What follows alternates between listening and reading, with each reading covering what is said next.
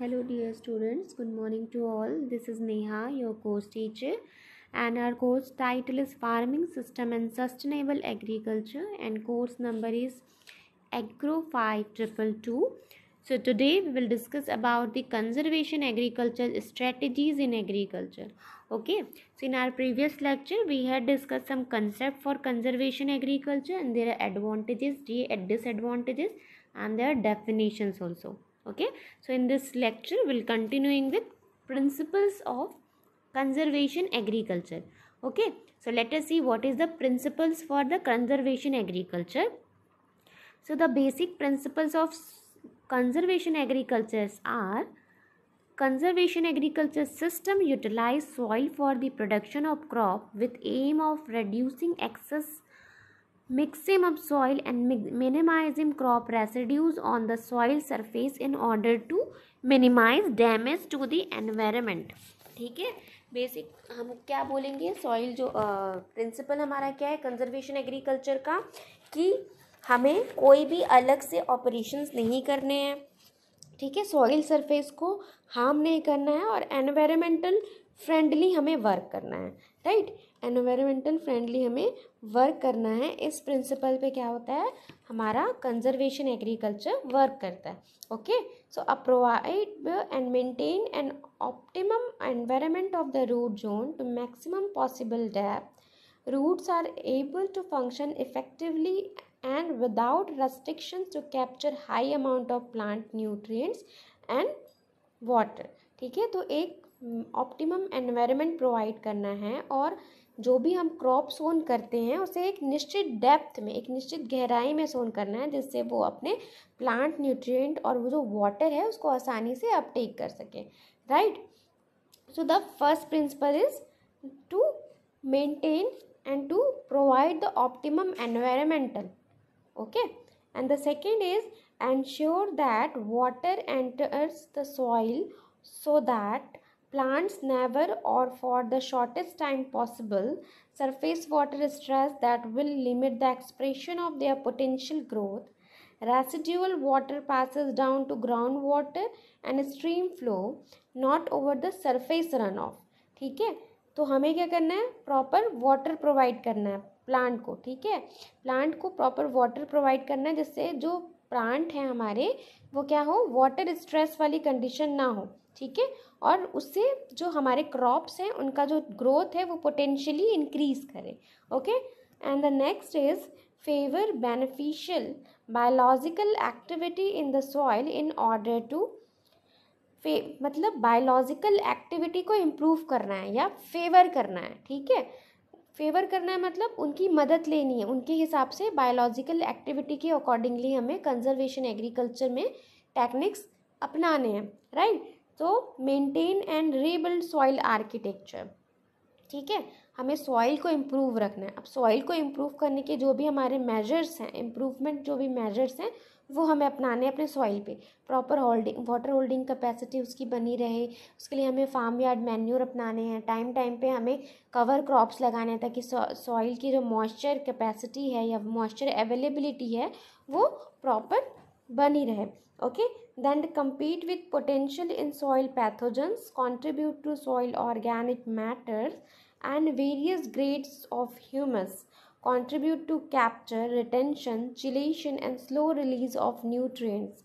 And the next is avoid physical or chemical damage to root that disrupt their effective functioning. ठीक है, मतलब हमें physical और chemical damage नहीं करना है. फिजिकल डैमेज मतलब no tillage operation. No till, conservation agriculture का मीनिंग क्या है, नो टिल. ओके, कोई टिलेज ऑपरेशन नहीं करने हैं. हमें एनवायरमेंटली या हमें नेचुरली जो हमारे सॉइल है उसको इम्प्रूव करना है, सॉइल की जो स्ट्रक्चर है उसको इम्प्रूव करना है. इस बेसिक प्रिंसिपल पे हमारा कंजर्वेशन एग्रीकल्चर वर्क करता है. ओके, उसके साथ ही साथ क्या करना है, बहुत सारे सॉइल में ऑर्गेनिक मैटर होते हैं जो बायोलॉजिकल एक्टिविटीज़ की वजह से क्या होता है, डिकम्पोजिशन प्रोसेस होता है और वो बहुत से न्यूट्रिएंट को हमारे सॉइल में फिक्स करते हैं. ठीक है, तो बायोलॉजिकल एक्टिविटी को क्या करना है, फेवर करना है, बायोलॉजिकल एक्टिविटी को बढ़ावा देना है. Okay, so basically we can say the basic और majorly 3 principles are there. Right, direct planting of crop seeds means no tillage operation. We can add the direct seeds in our field for the sowing purpose. Okay. The next is permanent soil cover, especially by crop residues and cover crops. Okay. So crop residues के through हम mulching कर सकते हैं. ठीक है, mulching कर रहे हैं हमें समझ जाइए. और कवर क्रॉप के थ्रू हमेशा जो हमारी सॉइल है उसको कवर्ड रखना है ताकि मॉइस्चर लॉस ना हो, वाटर एरोजन ना हो. सॉइल की जो स्ट्रक्चर है प्रॉपर, उसका एग्रीगेट्स हैं सॉइल के जो प्रॉपर स्ट्रक्चर उसका मेंटेन रहे, बना रहे. ठीक है, मतलब हमें सॉइल का अच्छा स्ट्रक्चर बिल्डअप करना है. ठीक है ना. And the next is crop rotation. So crop rotation, अलग अलग फैमिली के क्रॉप हमें लगाने हैं ताकि हमारे क्रॉप जो हमारी सॉइल है वो, उसका जो स्ट्रक्चर है या जो उसकी फर्टिलिटी है वो कम ना हो, डिक्रीज़ ना हो. ठीक है, तो हमें बेसिक हमारा जो कंजर्वेशन एग्रीकल्चर है ये 3 प्रिंसिपल पे काम करता है. राइट. कौन कौन से principle? Direct planting of crop seeds, permanent soil covers specially by the crop residues and cover crops, and the crop rotation.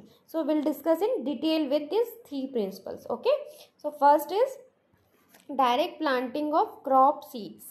Okay, so direct seedings involves growing crops without mechanical seedbed preparation and with minimum soil disturbance since the harvest of the previous crop.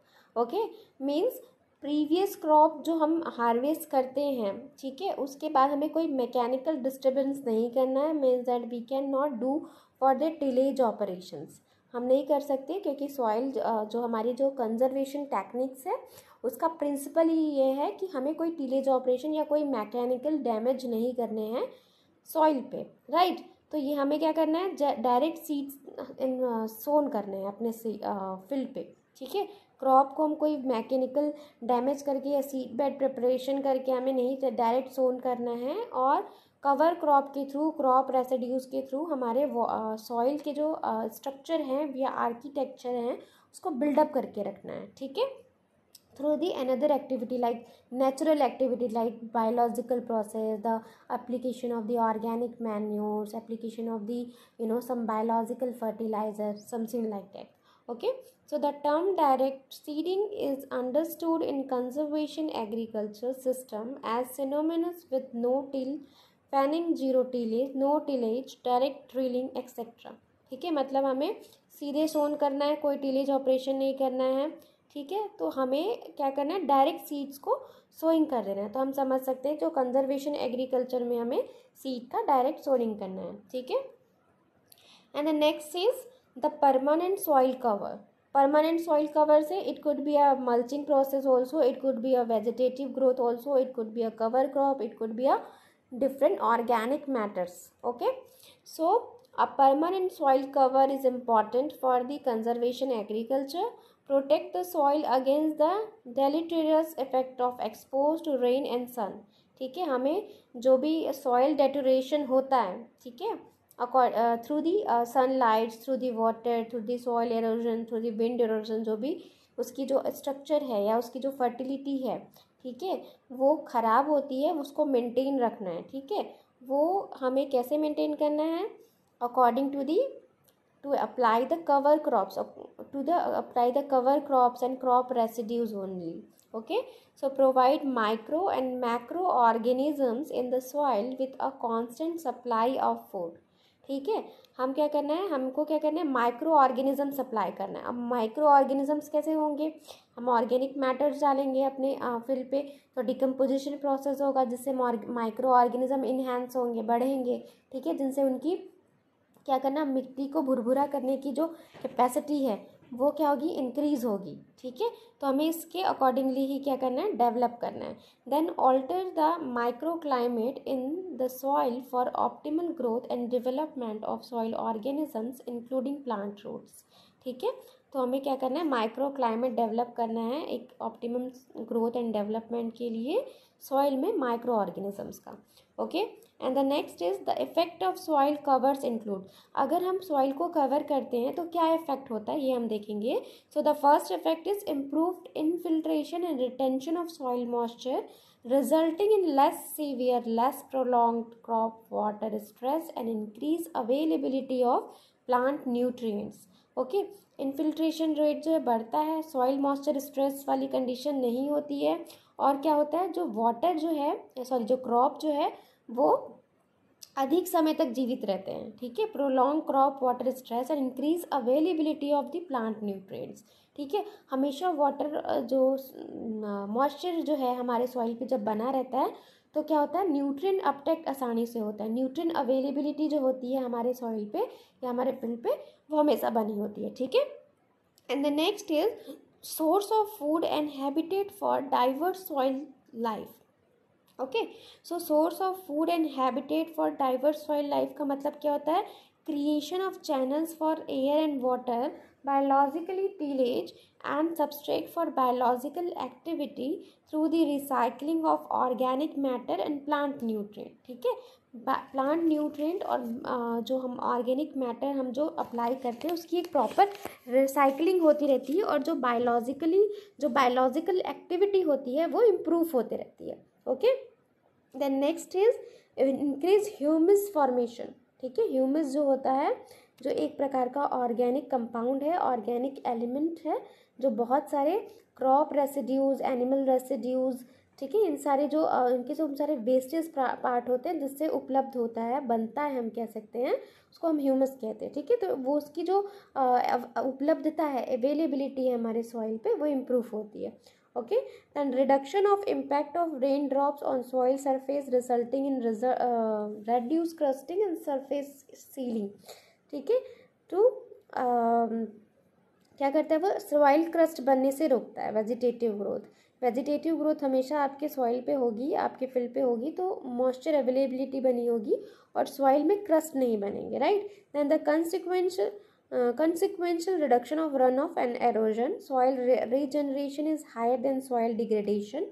soil degradation से ज़्यादा ही regeneration होता है, मतलब soil बनी रहती है, अच्छी बनी रहती है।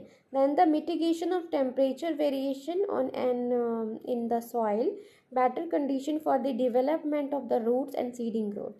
ठीक है, तो ये सारे इफेक्ट्स होते हैं हम अगर परमानेंट सॉइल को कवर रखते हैं through the crop residues, through the organic matters and cover crop as well। Okay, and the next is the last principle is the crop rotation। so as we all know what is a crop rotation। okay, so there is no need to explain again, but in briefly we can see rotation of crop is not only necessary to offer a diverse diet of soil microorganisms, but as they root at different soil depth, they are capable of exploring different soil layers of nutrients। so nutrients that have been leached to deeper layer and that are no longer available for the commercial crop can be recycled by the crop in rotation। so this way the rotation crops functions as biological pumps। ठीक है, so crop rotation से क्या है बोलता है कि explore होते रहता है, डिफरेंट सॉइल टाइप में न्यूट्रिएंट्स की जो अवेलेबिलिटी है वो रिसाइकल होती रहती है, एक्सप्लोर होती रहती है। ठीक है, तो उससे जो हमारे जो भी कमर्शियल क्रॉप हैं या क्रॉप हैं उनके लिए लंबे समय तक क्या होता है, for the prolong nutrient availability are there in that particular crop. Okay, so ये होता है क्रॉप रोटेशन का बेसिक प्रिंसिपल। तो अगर हम कंजर्वेशन टेक्निक्स में बेसिक प्रिंसिपल्स देखें तो we have 3 principles for conservation agriculture, which is direct plants of crop seeds, and the permanent soil cover, which is depend on the it could be a crop residues or cover crops, and the last is the crop rotation।